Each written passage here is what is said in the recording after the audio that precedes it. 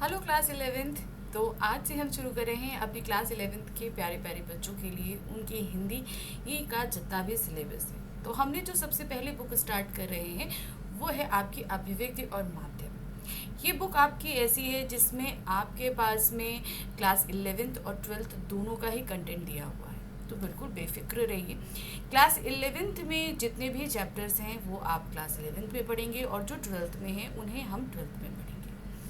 लेकिन अब ये प्रॉब्लम ये आती है कि आप लोगों के क्लास 11 में कोर और इलेक्टिव दो सिलेबस चलते हैं। तो अभी हम क्या करेंगे, तो जो ये हमारा बुक है अभिव्यक्ति और माध्यम, इसमें जितने भी चैप्टर्स हैं आपके क्लास 11 की जो मैं बात कर रही हूँ, क्लास 11 के जितने भी चैप्टर हैं वो कोर और इलेक्टिव दोनों के ही, सिर्फ एक चैप्टर को छोड़कर जो हमारा लास्ट चैप्टर है। तो वहाँ तक हम जब पढ़ेंगे तो हम हर एक वीडियो में आपको ये चीज़ एक्सप्लेन करेंगे कि ये हमारा चैप्टर जो है कोर और इलेक्टिव दोनों के लिए या है कि नहीं। जैसे कि आप स्लाइड पे भी देख सकते हैं कि जो आज हम शुरू कर रहे हैं अपना चैप्टर नंबर 1 जनसंचार के माध्यम, ये कोर में भी आएगा और इलेक्टिव में भी आएगा। तो ये दोनों ही स्टूडेंट्स के लिए है। तो जैसे कि मैंने आपको बता दिया कि हमारी यहाँ पर 3 बुक्स हैं, कोर में भी हमारी 3 बुक्स हैं और इलेक्टिव में भी 3 बुक्स हैं। मैं इन सभी को आपके लिए कवर अप करवाने वाली हूँ। ऐसा नहीं है कि सिर्फ कोर कराऊंगी, इलेक्टिव नहीं कराऊंगी, मैं दोनों ही सिलेबस कवर कराऊंगी। लेकिन इसीलिए मैंने अभी जो आपकी कॉमन बुक है उसके साथ शुरू करा है, जहाँ पर आप दोनों ही सिलेबस पढ़ेंगे। ठीक है, तो बुक हमारी क्लास 11 की है अभिव्यक्ति और माध्यम। इसका जो फर्स्ट चैप्टर है यानी कि पार्ट 1 जो आप देख रहे हो यहाँ पर लिखा हुआ है, ये पार्ट 1 जो है ये जनसंचार माध्यम। कौन सा चैप्टर है? जनसंचार माध्यम।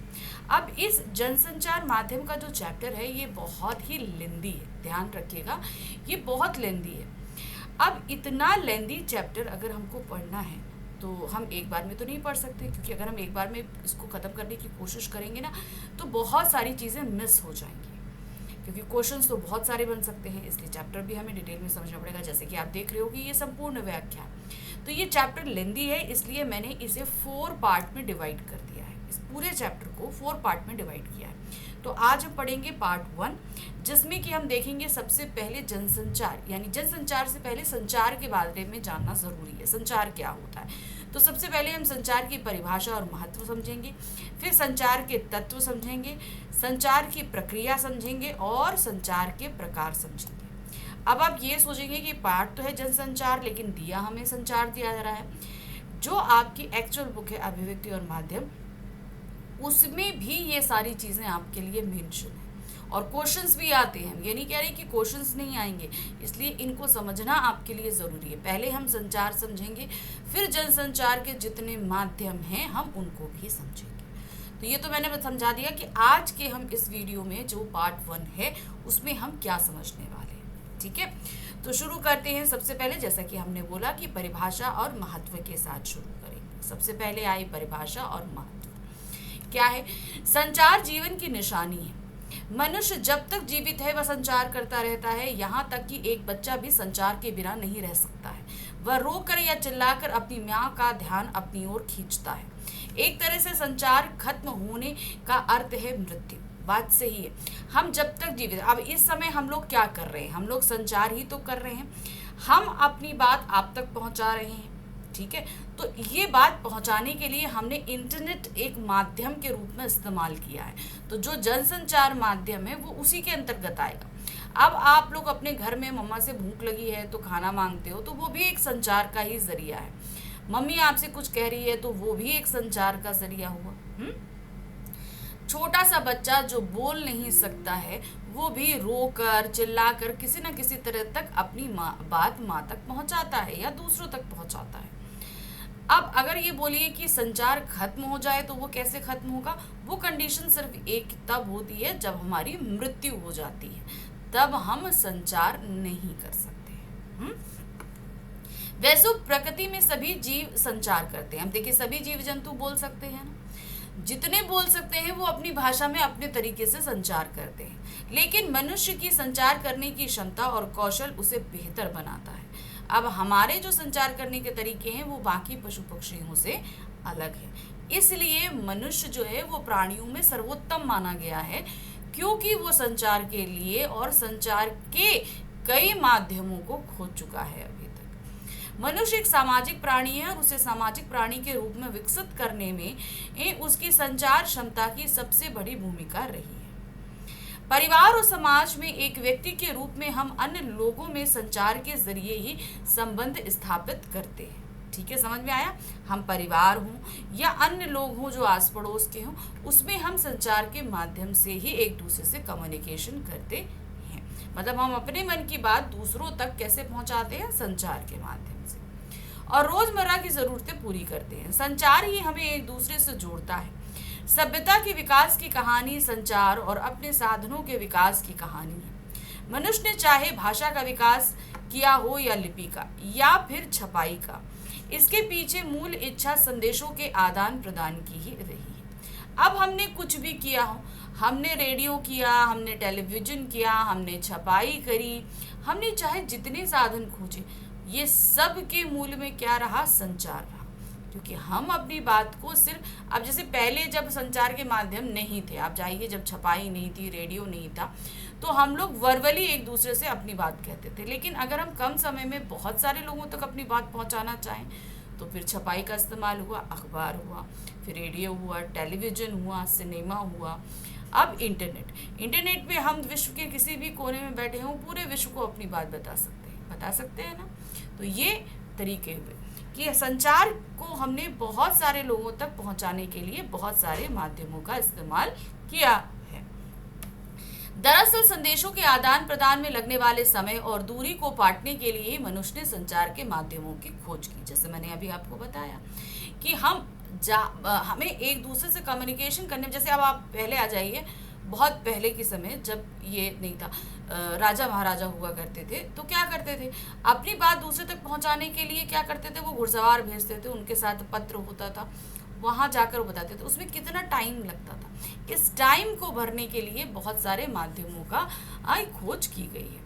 संचार और जनसंचार के विभिन्न माध्यमों, टेलीफोन, इंटरनेट, फैक्स, समाचार पत्र, रेडियो, टेलीविजन और सिनेमा आदि के जरिए मनुष्य संदेशों के आदान प्रदान में एक दूसरे के बीच की दूरी और समय को लगातार कम से कम करने की कोशिश कर रहा है। हम जितने भी माध्यम खोज रहे हैं, ठीक है, संचार के हम जितने भी माध्यम खोज रहे हैं, हमारा सिर्फ मूल एक है कि हम किसी तरीके से संचार में लगने वाले समय को कम कर सकें।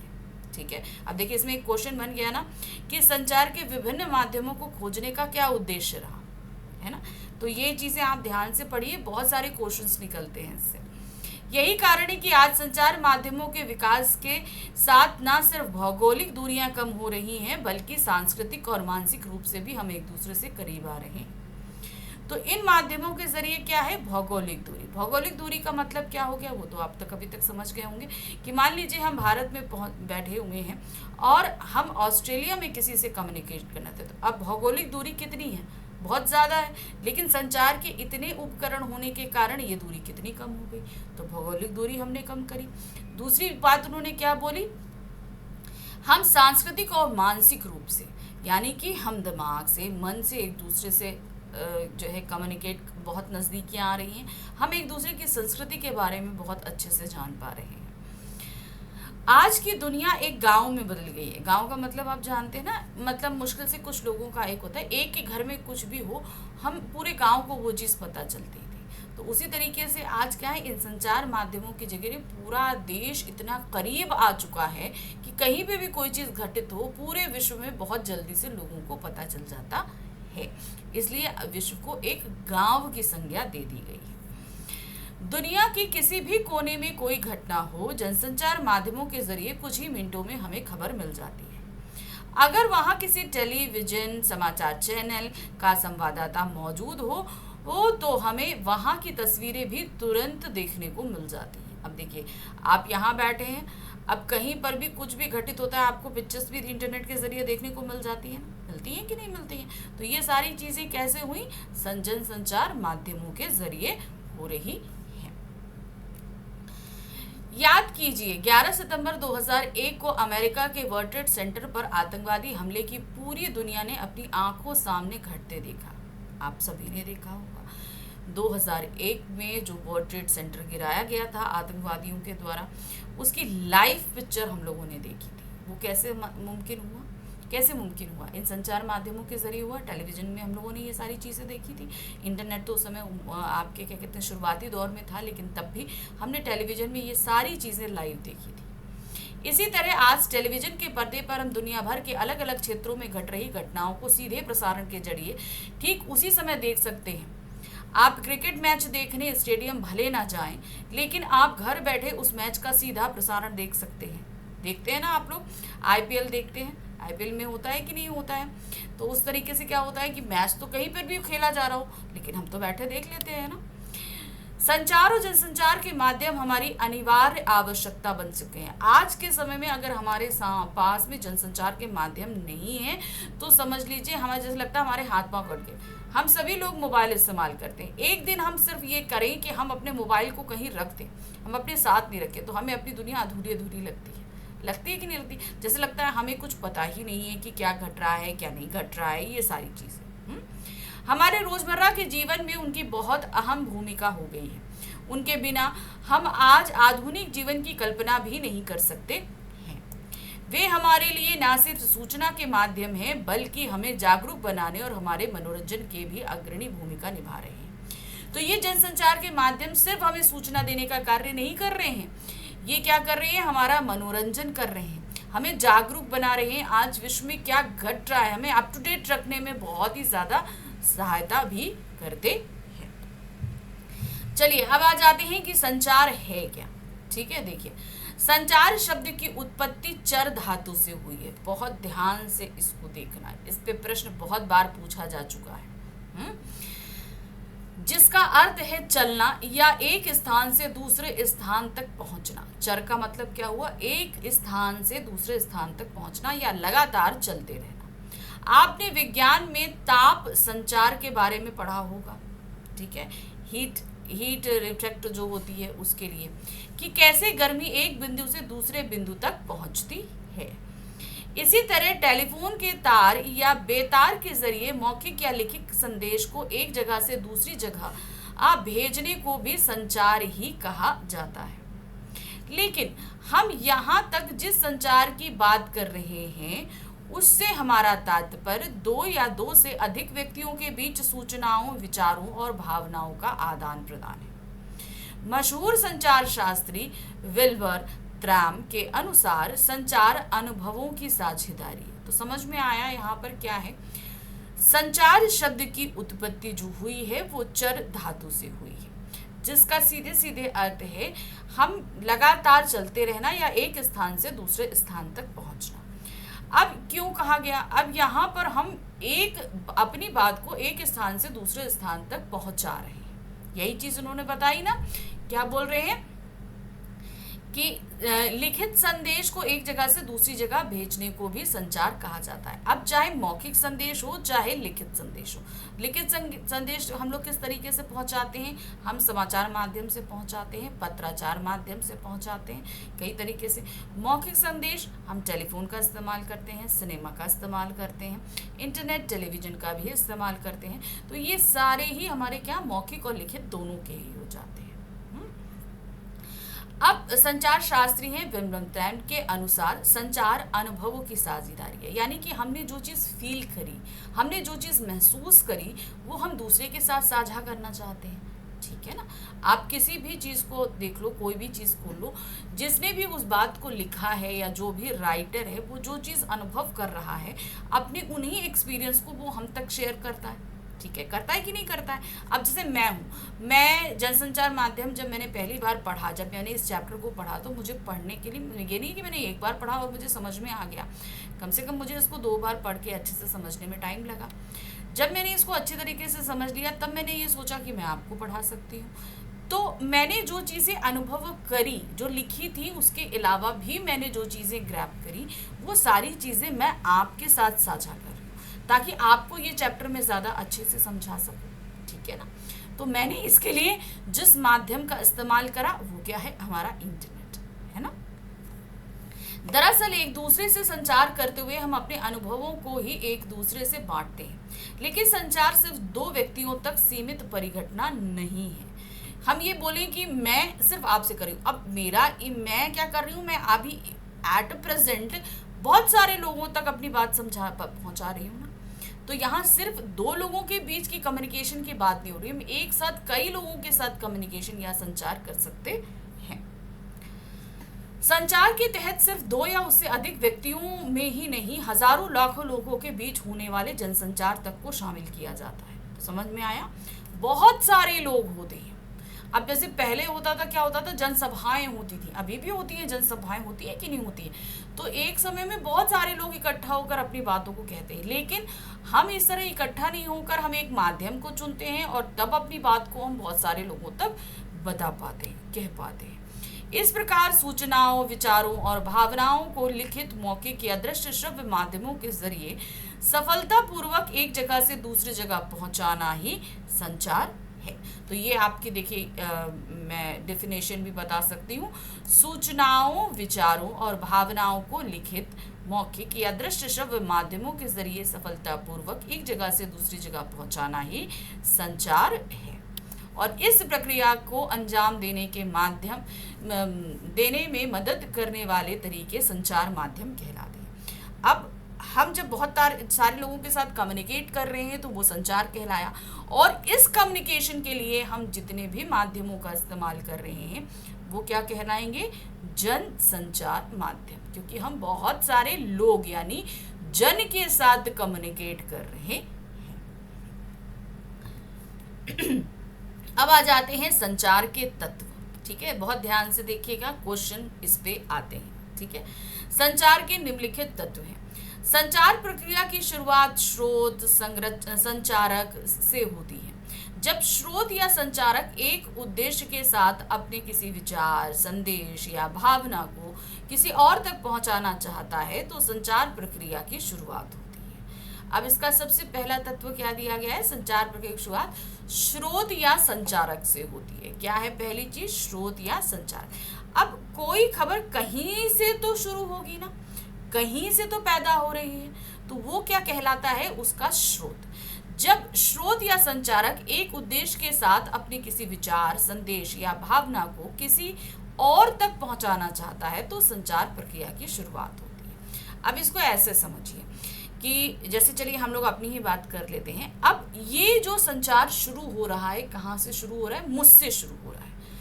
मैं क्या कर रही हूँ, अपने अनुभव, अपने विचार आप तक पहुंचा रही हूँ। तो मैं कौन हूं, स्रोत या संचारक। तो यहां से इस संचार की शुरुआत हो रही है। ठीक है, नेक्स्ट आ जाते हैं। भाषा असल में एक तरह की कूट चिन्ह या कोड है। आप अपने संदेश को उस भाषा में कूटीकृत या एनकोडिंग करते हैं। यह संचार प्रक्रिया का दूसरा चरण है। अब पहला तत्व हमारा क्या था, स्रोत। दूसरा क्या तत्व क्या है, कूटीकृत या एनकोडिंग। अब ये एनकोडिंग क्या होती है, याद रखिए क्वेश्चन आता है इस पे, कूटीकृत या एनकोडिंग क्या होती है। यह संचार की प्रक्रिया का दूसरा चरण है। सफल संचार के लिए जरूरी है कि दूसरा व्यक्ति भी उस भाषा या कोड से परिचित हो जिसमें आप अपना संदेश भेज रहे हैं। इसके साथ ही संचारक का एनकोडिंग की प्रक्रिया का भी पूरा अधिकार होना चाहिए। इसका अर्थ यह हुआ कि सफल संचार के लिए संचारक का भाषा पर पूरा अधिकार होना चाहिए। अब मान लीजिए आपको आप इंटरनेट देखते हैं, ठीक है, इंटरनेट पे बहुत सारे टाइम एक्सपेंड करते हैं, उसमें बहुत सारी चीज़ें तो जो हैं आपकी इंग्लिश और हिंदी में आती हैं, लेकिन अगर कोई चीज़ फ्रेंच में या क्या कहते हैं दूसरी लैंग्वेजेस में आ जाए तो आप उनको समझ पाओगे, नहीं समझ पाओगे। तब आप उसको डिकोड नहीं कर सकते। क्या है, अब आप उसको डिकोड नहीं कर सकते क्योंकि आप उस भाषा को समझ ही नहीं पा रहे। तो कूटीकृत या एनकोडिंग क्या कहलाती है, इसका मतलब होता है कि जो मैं अपनी बात कह रही हूँ, जिस भी भाषा में मैं कह रही हूँ, वो दूसरे जिस तक ये बात पहुँच रही है, ये संचार हम जिस तक पहुँचाना चाह रहे हैं उसे मेरी भाषा समझ में आनी चाहिए।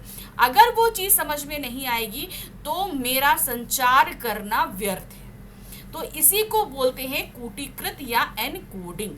कोई भी चीज़ है उसको डिकोड करना ज़रूरी होता है। अगर हम नहीं करेंगे, नहीं, आप मेरी बात को नहीं समझ पा रहे हैं, तो यानी कि मेरा जो संचार मैं आप तक पहुंचा रही हूँ नहीं आ रहा। अब जैसे मैं भाषा आपको हिंदी इस्तेमाल कर रही हूँ, हिंदी अगर आपको समझ में नहीं आएगी, ठीक है, तो फिर आपके लिए ये वीडियो देखना बेकार है। आप इस टॉपिक को ही नहीं समझ सकते हो, समझ सकते हो, नहीं समझ सकते हो, सिंपल सी बात है, आप नहीं समझ सकते हो।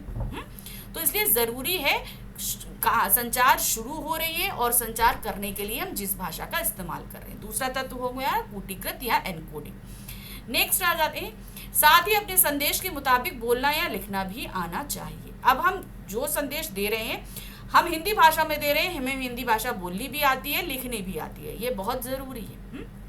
तीसरा आते हैं, संचार प्रक्रिया में अगला चरण है स्वयं संदेश का आना। किसी भी संचारक का सबसे प्रमुख उद्देश्य अपने संदेश को उसी अर्थ के साथ प्राप्तकर्ता तक पहुंचाना है। इसीलिए सफल संचार के लिए जरूरी है कि संचारक अपने संदेश को लेकर खुद पूरी तरह से स्पष्ट हो। संदेश जितना ही स्पष्ट और सीधा होगा, संदेश के प्राप्तकर्ता को उसे समझना उतना आसान होगा। अब मान लीजिए मैं आपको जनसंचार पढ़ा रही हूँ, ठीक है। अब जनसंचार के मामले में अगर मैं ही ज्ञान नहीं रखती हूँ, इस टॉपिक के बारे में मेरे ही कॉन्सेप्ट क्लियर नहीं है, तो क्या मैं आपको वो सारी चीज़ों की क्लियरिटी दे सकती हूँ? नहीं। तो जिस भी बारे में हम संचार शुरू कर रहे हैं, उस बारे में हमें खुद पहले सारी नॉलेज होनी चाहिए। वही चीज़ उन्होंने बोला है कि संचार प्रक्रिया का चरण है स्वयं संदेश का आना, यानी आता है कि नहीं आता है, हमें जो हम संदेश दे रहे हैं वो हमारी समझ में आता है कि नहीं आता। अगर वो हमारी समझ में नहीं आ रहा है तो हम दूसरे तक पहुंचा ही नहीं सकते। नंबर 4 है, संदेश को किसी माध्यम चैनल के जरिए प्राप्तकर्ता तक पहुंचाना होता है। जैसे हमारे बोले हुए शब्द ध्वनि तरंगों के जरिए प्राप्तकर्ता तक पहुंचते हैं, जबकि दृश्य संदेश प्रकाश तरंगों के जरिए पहुंचते हैं। इसी तरह वायु तरंगों के जरिए भी संदेश पहुंचते हैं। टेलीफोन, समाचार पत्र, टेलीविजन, रेडियो, टेलीविजन, इंटरनेट और फिल्म आदि विभिन्न माध्यमों के जरिए भी संदेश प्राप्तकर्ता तक पहुंचाया जाता है। जैसे आप सिंपल घर पहुंचो अगर, और आप स्कूल से घर पहुंच रहे हो, आपको भूख लग रही है, तो आप मम्मी से सीधे बोलोगे ना कि मम्मा मुझे भूख लग रही है, मुझे खाना दो ना। तो ये क्या हुआ, ये हवा में तरंगों के जरिए मम्मा तक पहुंची बात।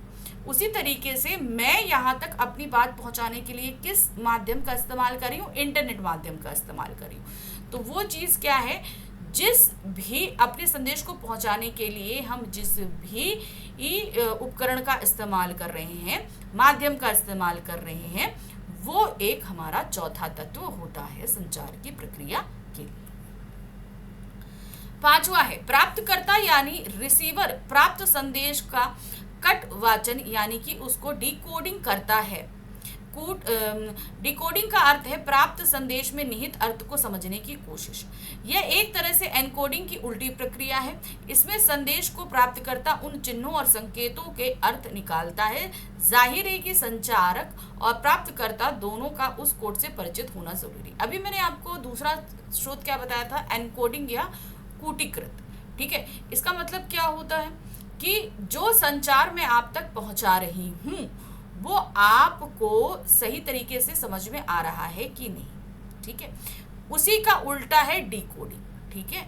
हम एनकोडिंग कर रहे हैं और आप करेंगे डिकोडिंग, ठीक है। जो संदेश दे रहा है वो क्या करता है, एनकोडिंग करता है, और जो प्राप्त करता है वो क्या करता है, डिकोडिंग करता है। मैं आपके सामने एक ये जैसे ये सारी चीज़ें लिखी हुई हैं, आपको दिख रही हैं, ये सारी चीज़ें दिख रही हैं। तो ये क्या है, मैंने एनकोडिंग के लिए मैंने एक भाषा आपके सामने प्रस्तुत करी है।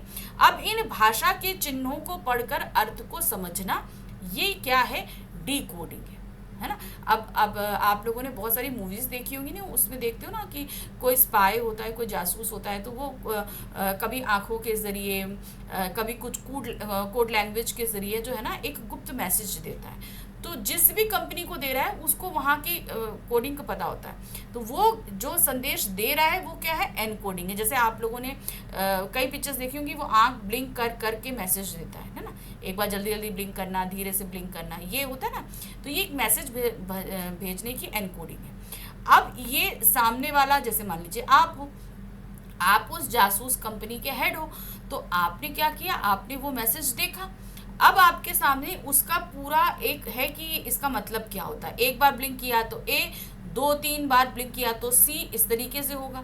तो आप एक एक करके अक्षर लिखते जाओगे। तो आपने उस व्यक्ति ने जो संदेश दिया उसको आपने डिकोड कर लिया। उसी तरीके से मैं यहाँ पर जितनी भी चीज़ें आपको बोल रही हूँ या जो कुछ भी स्क्रीन पे लिखा है वो आपकी समझ में आ रहा है, उसे आप अच्छे से समझ पा रहे हो, वो होता है डिकोडिंग। ठीक है, तो ये संचार के हमारे 5 तत्व थे। संचार प्रक्रिया में प्राप्तकर्ता की भी अहम भूमिका होती है। प्राप्तकर्ता यानी कि आप, मैं संदेश दे रही हूँ, मैं संचारक या स्रोत हूँ, और आप कौन है? आप है प्राप्तकर्ता, जिसके पास में ये सारा संदेश पहुंचा रही हूँ, क्योंकि वही संदेश का आखिरी लक्ष्य है। मेरा जो बात मैं कह रही हूँ वो आप तक पहुंचाना मेरे संदेश का आखिरी लक्ष्य है।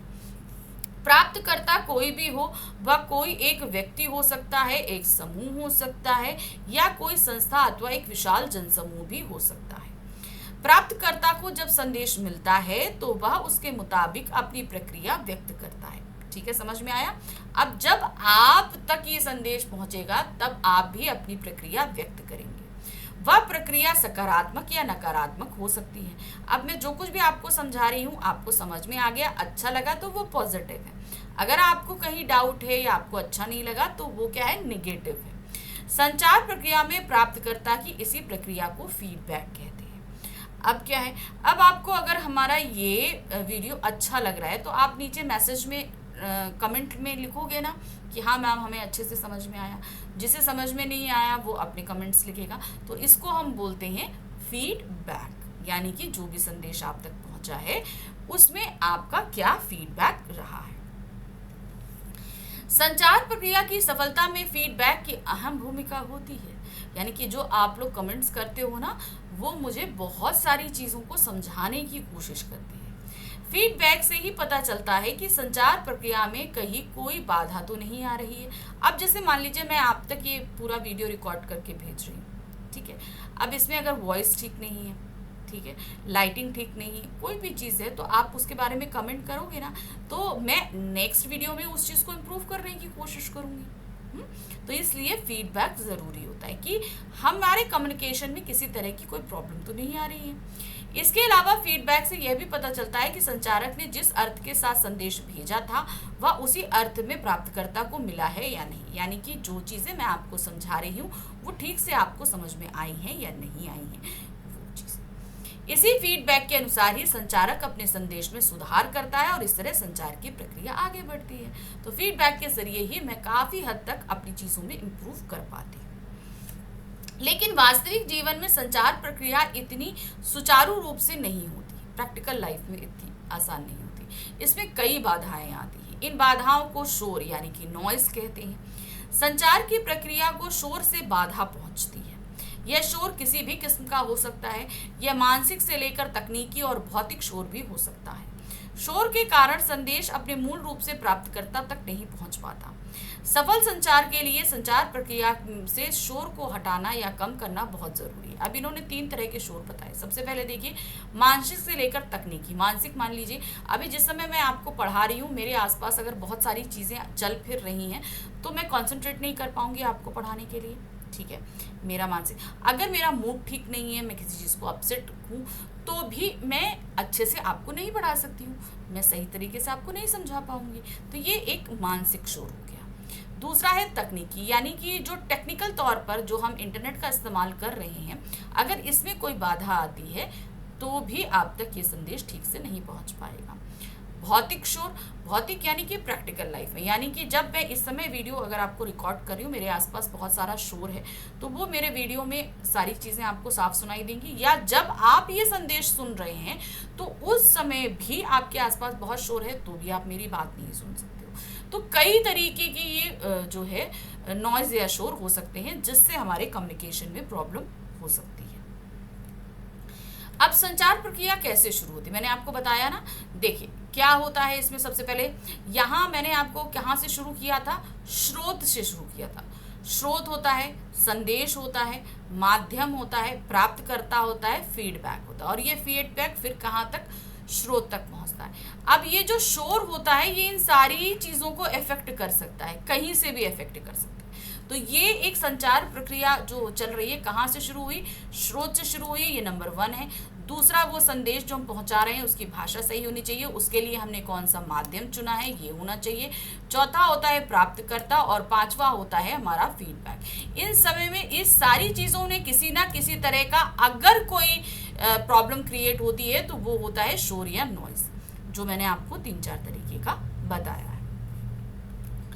अब आ जाते हैं संचार के प्रकार पे। क्या है संचार के प्रकार? संचार एक जटिल प्रक्रिया है, इसके कई रूप या प्रकार होते हैं। तो बहुत ध्यान से देखिएगा कितने प्रकार हो सकते हैं। जैसे कभी आप अपने मित्र को इशारे से बुलाते हैं, जाहिर है यह इशारा भी संचार है। इसे सांकेतिक संचार कहते हैं। तो ध्यान रखिए ये कौन सा संचार है? सांकेतिक संचार। जब हम अपने से बड़ों को सम्मान से प्रणाम करते हैं तो उसमें मौखिक संचार के साथ साथ दोनों हथेलियां जोड़कर प्रणाम का इशारा भी करते हैं। इस तरह एक ही साथ हम मौखिक और अमौखिक संचार होता है। मौखिक संचार की सफलता में अमौखिक संचार बहुत महत्वपूर्ण भूमिका होती है। हमारे जीवन में कुछ सबसे महत्वपूर्ण भावनाएं मौखिक में कहीं ज्यादा अमौखिक संचार के जरिए व्यक्त होती हैं, जैसे खुशी, दुख, प्रेम, डर आदि। तो समझ में आया? हम किसी को इशारे से बुला रहे हैं, ठीक है, तो सांकेतिक है। किसी को बोल के बुला रहे हैं तो मौखिक है। किसी को हम कुछ चीज़ें ऐसी होती हैं जो अमौखिक होती हैं, यानी कि हम बोलते नहीं हैं लेकिन हम उन सारी चीज़ों को महसूस कर सकते हैं। तो ये पहले प्रकार में आ जाता है, सांकेतिक में भी मौखिक और अमौखिक दोनों में। संचार के विभिन्न रूपों को हम एक और तरह से देखते हैं। याद कीजिए, जब आप अकेले में होते हैं तो आप क्या कर रहे होते हैं? आप कुछ सोच रहे होते हैं, कुछ योजना बना रहे होते हैं, या किसी को याद कर रहे होते हैं। यह भी एक संचार है। तो समझ में आया?